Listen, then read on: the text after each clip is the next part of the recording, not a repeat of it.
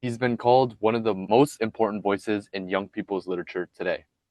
His books have sold over 7 million copies worldwide, from Long Way Down, which has won a Newbery Honor, Printz Honor, and Carnegie Medal winner, to Stamps, a #1 New York Times bestseller. He's received the Coretta Scott King Author Honor multiple times and served as the Library of Congress National Ambassador for Young People's Literature. His work has not only captured the hearts of readers, but also sparked vital conversations about race, identity, and resilience. It is with great excitement that we welcome Jason Reynolds. Thanks for having me, man. I appreciate it. You've called friendship the most valuable relationship. How has your idea of friendship changed as your books have become a kind of friend to readers? It's a good question. How has my idea of friendship changed? I think friends, the point of friendship is to create space for you to be whoever it is you are, as long as who you are doesn't harm the friend, right? It's like I don't they create space for you to be yourself, but once you begin to bleed into harming of the other person, then that person then gets to sort of create space for themselves, for their own safety. But beyond that, I think the whole goal of friendship, the whole goal of love in general is just space, right? Have you given me space to be me? Have you given me um, freedom to express myself in a way that feels true to me, despite whether or not if it's true to you, right? Like a true friend loves you for being like you, not for being like them. I think in terms of the books and the way that they find themselves in pockets of friendship, or as they serve as companions to people, that's all the purpose of the books are too, right? All I'm trying to do is honor you for who you are, help you find a bit of yourself in these pages, and let you know that the parts of you that you do find, that there's nothing wrong with those parts. There isn't anything inhuman or unnatural about the way you might feel, the emotions you might have, the fears and the joys and the curiosities, right? Like life is about exploration. It isn't about expertise, right? Our goal is to explore and figure out who we are and who we're constantly becoming, then to try to land on some level of understanding where we have it all figured out. What's the point? And I think my books are meant to serve as spaces for us to sort of wrestle with ideas. How can your books contribute to friendship maybe among different kids? Look, lots of ways. I think the most obvious is, you get a peek into somebody else's neighborhood, right? The kids in my neighborhood might not live in your neighborhood. They might not be from where you're from, right? Some of these kids may be coming from more complicated situations, right? Neighborhoods where there may be violence, or as we used to say, the bear trap, right? The bear trap is always around the corner, right? And I think if you don't come from that kind of space, if you come from a neighborhood where there's a lot more safety and comfort and fences and gates and things of that nature, all of which is perfectly fine, I think this gives you a window into that friend's sort of reality without you leading with judgment, right? Because there's nothing about that friend's neighborhood that is bad. It's just different.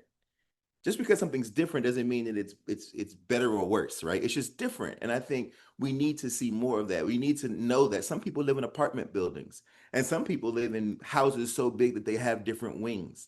And those two people are still allowed to be friends, right? They're allowed to respect each other and to learn from one another's experiences and realities, right? Like it'll be awesome if you live in an apartment building and you got a friend who lives in a mansion, because you can go hang out over there and get away from your environment. At the same time, that friend doesn't know what it feels like to live in a building where your whole world and all your other friends live right on the in down the hall from you, and how amazing it is to have that kind of insulated sort of like ecosystem, right? Which an apartment building is, right? Both have their ups and their downs, but it's on us, and it's our responsibility to exchange that and not combat it. But I but but I think but I'm always careful, because what I really want is more of an openness than an empathizing. I think empathy is important, and it's what we all are searching for, but it's really hard to empathize with a person whose life you cannot know. So just because you love a person doesn't mean that you can completely understand what it is to walk in their shoes.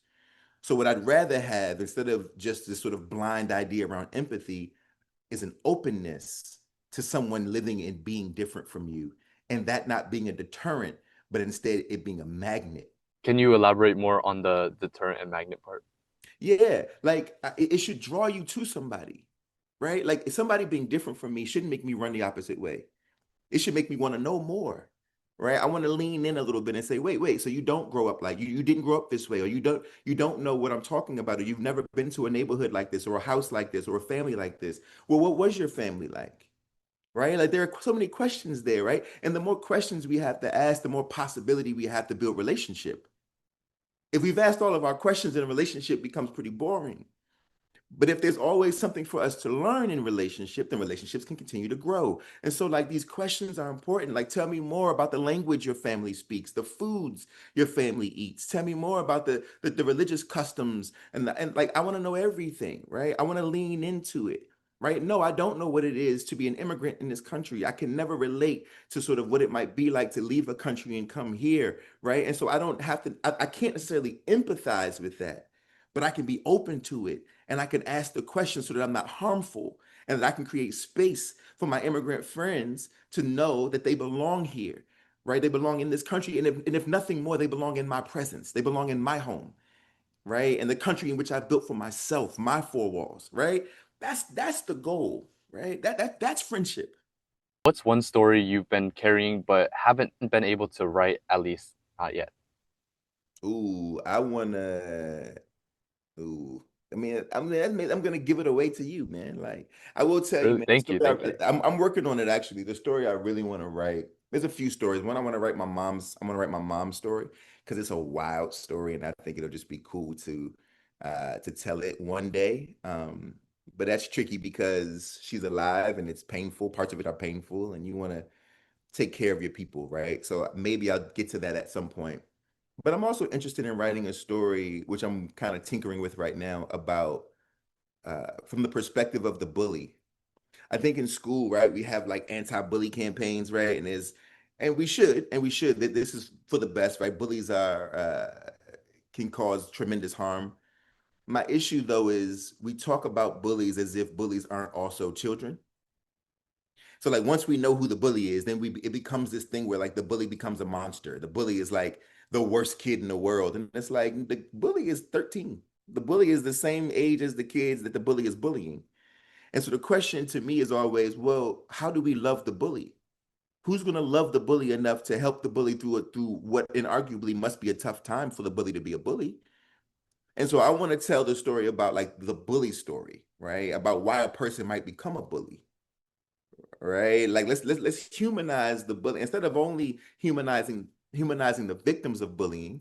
I think we also need to humanize the bully, and it'll help us sort of navigate those spaces a little differently. And so I want to do that. I'm sure people would be like, "No, bullies is bad." I'm like, I know bullying is bad. Bullies are just people. They're just kids. So and kids are not bad, right? Bullying is bad, but the kid who's doing the bullying is still just a kid. Do you have So any experience with bullying at all? yeah, I went through it in seventh grade and a little bit in ninth grade as well, man. But it didn't last long because I joined the wrestling team and everybody became afraid of me. Oh, oh, Yeah, I joined the I wrestling see, all right. team and they used to, and back when I was in high school, they would announce the matches on the intercom in the morning. And they'd be like, oh, Jason Reynolds wins, his match against this school. And people started hearing like, yo, he's beating everybody up. And the bullying stopped at that point.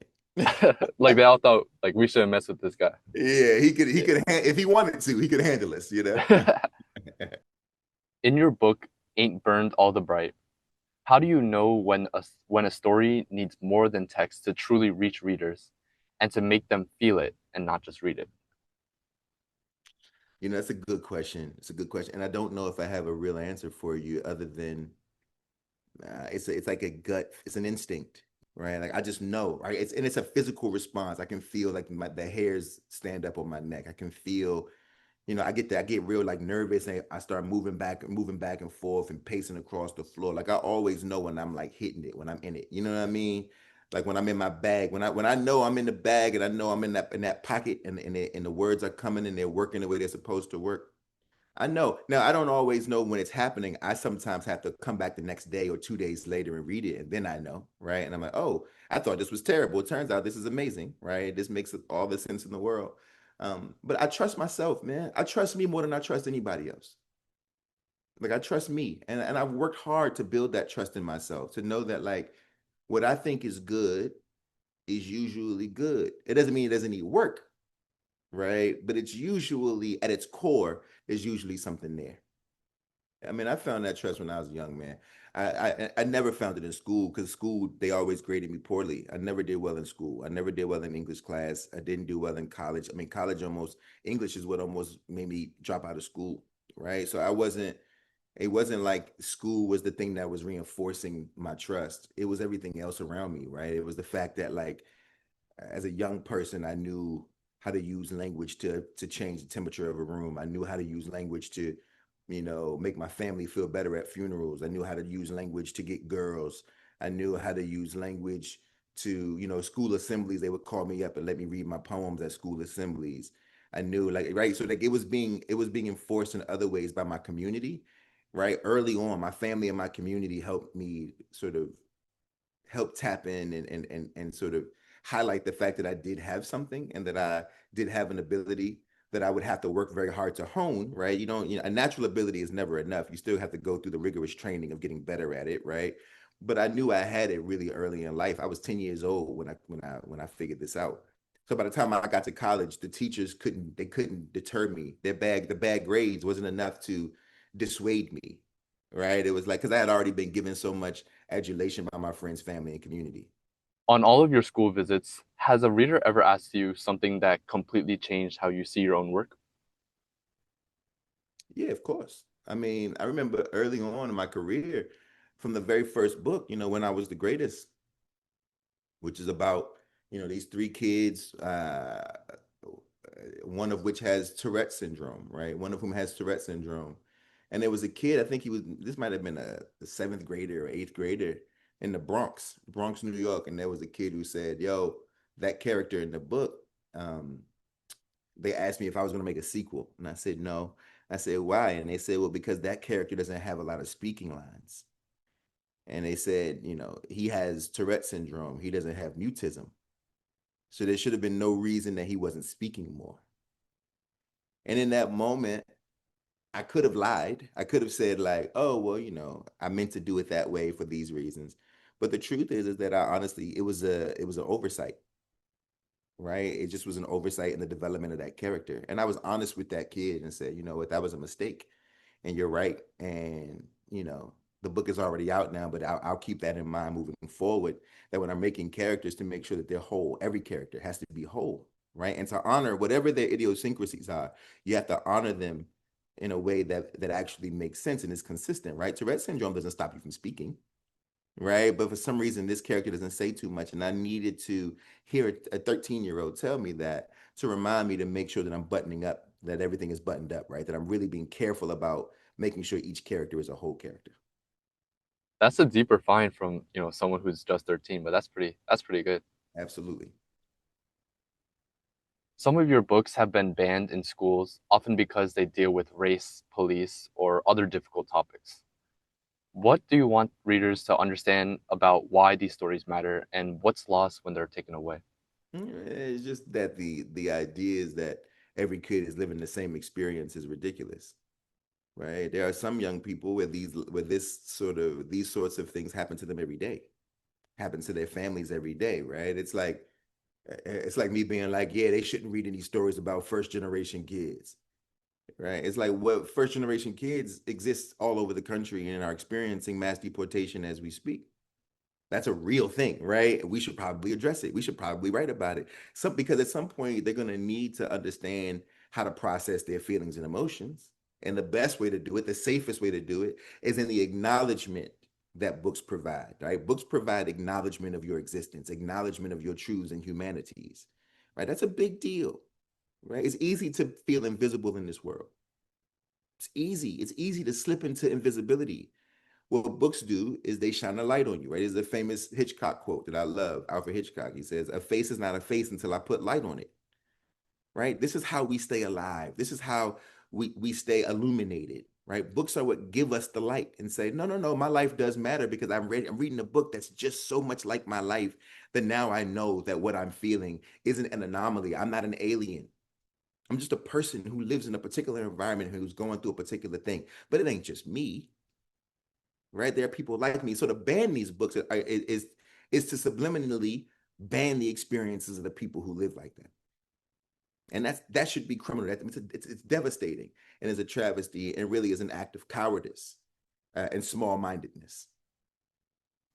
What would you say to someone right in front of you if they told you that your book isn't right to be on shelves?